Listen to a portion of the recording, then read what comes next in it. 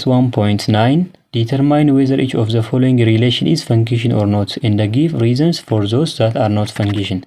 Isaan kunniin function namoo relation kunniin function namoo function miti isa jedhu ibsu jedha. Akkuma exercise 1.8 ibsinetti jechuudha. R1 is a set of ordered pair x, y.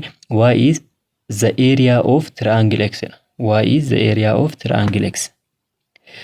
Kanaafuu inni kun relation namoo inni kun function namoo function miti isa jedhu ibsu jedha. Maal nuun jedha? Y is the area of triangle x. Y maal nuun jedha? Area triangle x jedhamu wayiiti. Fakkeenyaaf triangle wayiitu jira jennu. Triangle kanaan x yaa jennuun triangle kun x jedhamaa jennu. Y ammoo area triangle kanaati nuun jedha. Triangle x jedhamu kanaati.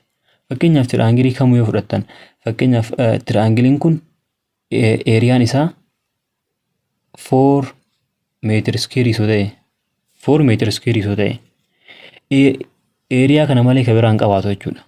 Fakkeenyaaf manuma keessa jirta wayii fudhadhaa yookiin ammoo manuma barumsaa keessanii manuma keessa jirta wayii manni keessa jirtan kun area wayii qaba bal'ina wayii qaba jechuudha. Bal'inni isaa kun jijjiirama hin jijjiiramu. Bal'inni isaa kun bal'inni mana isin keessa jirtanii kun 20 meter square yoo ta'e kanumaa jechuudha bakka areaan isaa hin jijjiiramu. Kanaafuu kana jechuun x'n kun irra deebi'uu hin danda'u jechuudha. X'n area tokko wajjin fakkeenyaaf x'n fakkeenyaaf bakka x kana mee triangle A wayii haa fudhannu. Triangle A jedhamu wayii areaan isaa 4 meter yoo ta'e kanuma wajjin. Triangle B jedhamu wayiitis akkasuma area biraa 8 jennuun area akkanaa qabaata. Kanaafuu irra deebi'u jechuudha. Area lama qabaatu hin danda'u. Kana jechuun fakkeenyaaf triangle x jennuun kun x,4 yoo ta'e areaan isaa 4. Ammas deebi'ee x,6 yoo ta'e inni kun ta'uu hin danda'u jechuudha. Maaliif areaan triangle sanii dhaabbataadha bakka. 4 kana malee 6 ta'uu hin danda'u. Kan maal x kun deebi'ee 6 ta'u. Garagaran ta'u jechuudha. Kanaafuu haala sanii ilaallee isa kanaan maal jechuu ni dandeenya. Inni kun maal jennaani functionidha jennee ibsuu dandeenya jechuudha. B irratti ammoo the relation R is an ordered pair x, y. Y is the father of x nuun jedha. Y is the father of x. Y'n abbaa ma'eenuuti abbaa x'iti. Kana jechuun akkuma fakkeenyaaf ufuma fudhadhaa ufuma yoo fudhattan fakkeenyaaf maqaan kee Abbabaa yoo ta'e Abbabaa bakka buustu Abbabaa yoo kan ta'u taate abbaan kee ammoo abbaa kee Caalaa jennu Caalaa abbaan kee Caalaa yoo kan ta'u taate kanaafuu A fi Caa walumaani. Kana jechuun Abbabaa namni jedhamu kun abbaan isaa Caalaadha malee kan biraa ta'uu hin danda'u. Abbabaan deebi'ee nama biraa wajjin ta'uu hin danda'u. Fakkeenyaaf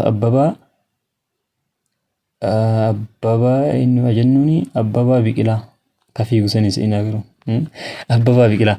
Abbabaa yoo jenne abbaan isaa Caalaadha haa jenne awwala. Abbabummaan kun ammoo jechuun abbabummaan jalqabaa kun abbabaan maqaa namaa waan ta'eef baay'ee ta'uu danda'a. Abbabaan Caalaa Abbabaa Caalaatii fi Abbabaan Biqilaa jiraachuu danda'a jechuudha. Inni kun Abbabaa garagaraati waan ta'eef amma. Abbabummaan jalqabaa kun abbabummaan abbaan isaa Caalaa ta'e kun abbaa biraa kan Biqilaa jedhuun qabaatu jechuudha. Abbaan nama tokko fakkeenyaaf namni tokko yeroo ibsamu abbaa tokkoon ibsamu waan ta'eef kanaafuu abbaan irra deebi'uu hin danda'u.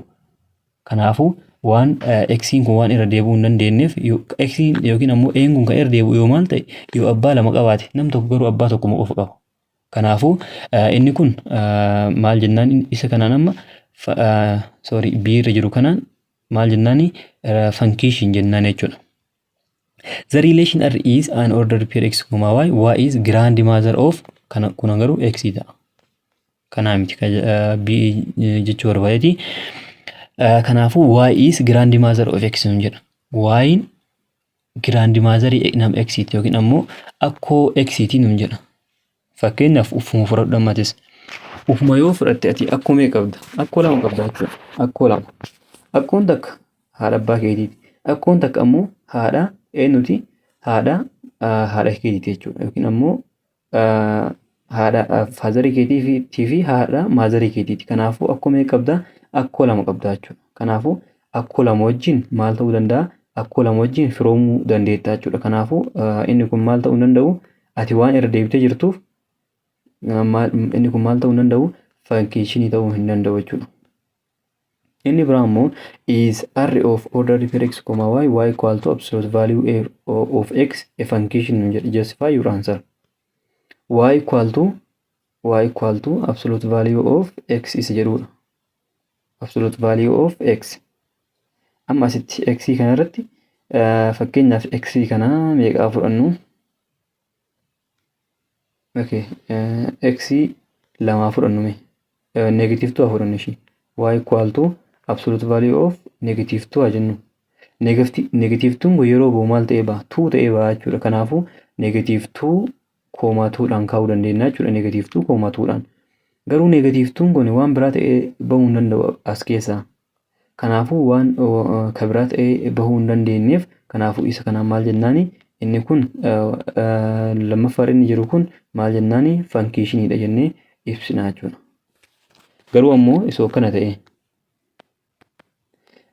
ta'e x equal to absolute value of y isoo jedhee amma inni kun funkiishinii hin ta'u jechuudha. Maaliif? X fakkeenyaaf 2 fudhadha. X 2 yoo fudhan y'n ammas keessa yeroo ba'u y'n lamaa jennuun x equal to lama yoo fudhan yeroo ba'u maal ta'ee ba'a? Lama ta'ee ba'ee jechuudha. Kanaafuu lamaan nuti fudhanne kun poozitiivuma ta'ee ba'a waan ta'eef maal ta'ee ba'a? Kanaafuu x'n lama kana ta'a jechuudha. Okay, ammas y fakkeenyaaf x equal to absolute value of x dha. Absolute value of y dha. Y negative 2 fudhadha.